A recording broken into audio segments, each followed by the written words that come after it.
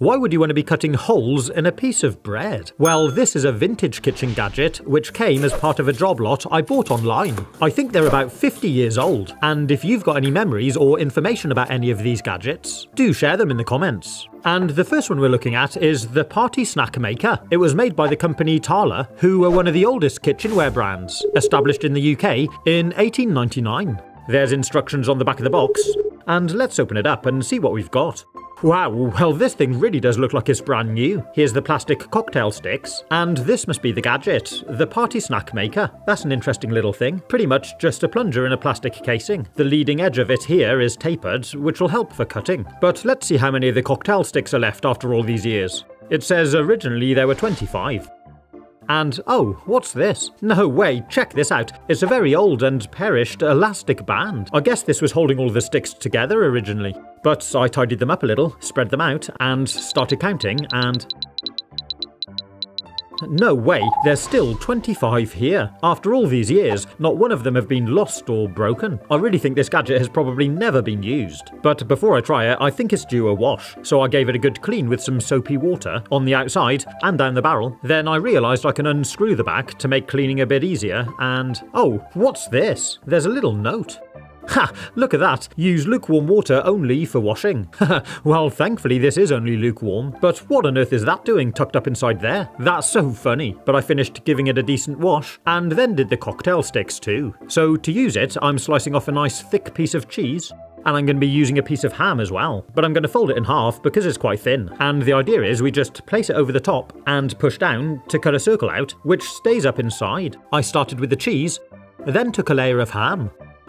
That's worked well. If you're enjoying this video, please do consider liking and subscribing. It really does help. And a massive thank you to all of you who support my channel. Right, back to the action. So I kept alternating back and forward until it was nearly full.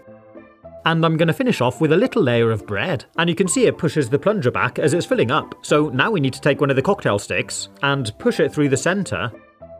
Ah, there was still a little bit of space inside, but once that's pushed through to the end, we can extrude it out by pushing it through with the plunger. And look at that! Pretty cool, huh? A nice little party snack of cheese and ham sat on a small disc of bread. That is actually quite fun. The box suggests it can be used with cold meat, sausage, smoked salmon, cheese, melon, pear, beetroot, cucumber, pickle or bread. So I tried using it with smoked salmon, which I did find a little bit fiddly to cut and sit up inside the gadget, and I'm alternating it with layers of cucumber.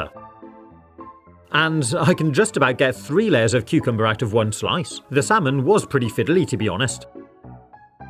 And this time I'm going to have a slightly thicker bread base by cutting out 3 layers. Push the cocktail stick through, and slide it out. Ah, I wasn't quite straight with the stick this time. And that salmon layer on top is a little awkward. But that does look nice, and it's going to taste amazing. So I carried on and made a few more. This time, this one's got a layer of bread on top, and I'm going to do some with fruit as well. So I took a slice of mango, a nice piece of pear, and also some melon, then started taking layers with the cutter. Well, it cuts through really nicely, there's no problems there. And this time when I pushed the skewer through, I made sure to get it a bit straighter, and... hey, check that out. That looks really nice. Like a mini fruit lolly or popsicle. It was good fun using this product, and I reckon it stands up to the test of time. We've definitely made some tasty little party snacks, but next we're going to try out this. The Cherry Stone Pitter. This was made by the Westmark company in Germany, which was founded in 1956. Let's open it up, and again it looks brand new. It's made out of aluminium. There's the company name stamped on here. Here's a little recess for you to sit your cherry in. It pushes the plunger down, which should eject the cherry stone, and it's spring-loaded, so it opens back up. So I'm giving it a quick wash, and it's time to test it out. So I took a nice cherry, pulled off the stem, and sat it in the gadget. Then give it a squeeze and... oh, look at that! It kind of fired it out into my hand. It makes a bit of a splat, but it definitely works. And there's our hollow cherry. So let's try doing a few, and once you fired the stone out, oh, it flew straight out of the bowl. You can just drop your cherry straight off into another bowl. But yeah, look how simple that is. It works really well, and it doesn't take long to get a big pile of pitted cherries. Though do be careful of the splatter. Something else I did notice was on the side of the box. It says as well as removing the cherry pit, it can also remove the stem. So let's give that a go. Apparently you just sit the cherry on upside down, with the stem hanging underneath like this, and then... Oh yeah, check that out. That's so cool. What an impressive little gadget. Really great if you want to make some jams or desserts with cherries. But next we're going to take a look at this.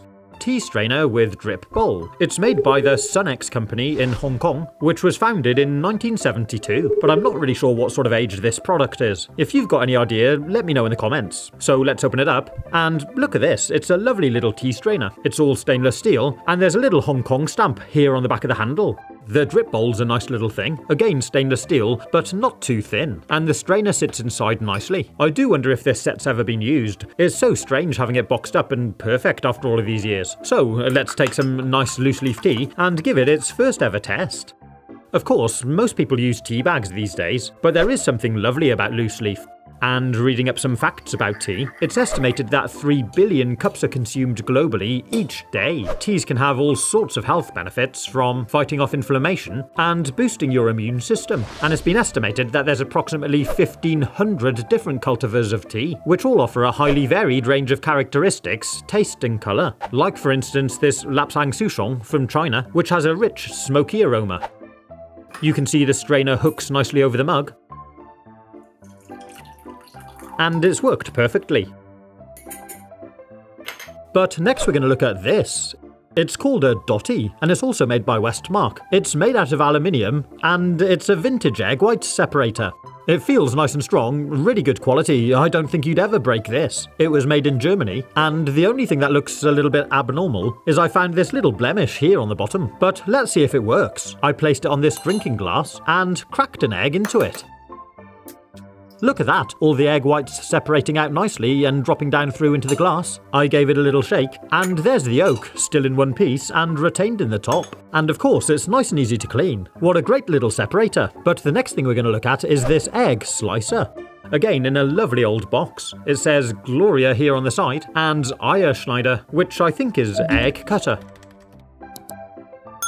Now, the egg slicer was invented at the beginning of the 20th century by a German man named Willy Abel. He actually patented 63 inventions. So let's take it out of the box and have a look. Again, it looks pretty much perfect, old but unused. Here's the cutting wires, which hinge at the back. It all needs a bit of a clean, and there's a decent recess for your egg to sit in. So I gave it a thorough wash. And let's try it out.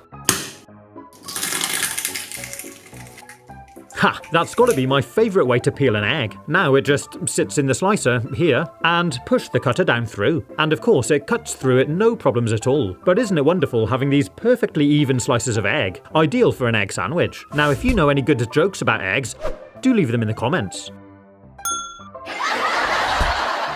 And if you'd like to see some more really cool vintage kitchen gadgets, like this crazy tomato cutter and this kitchen robot, you can click on the link here. Have fun, stay safe, and as always, thanks for watching.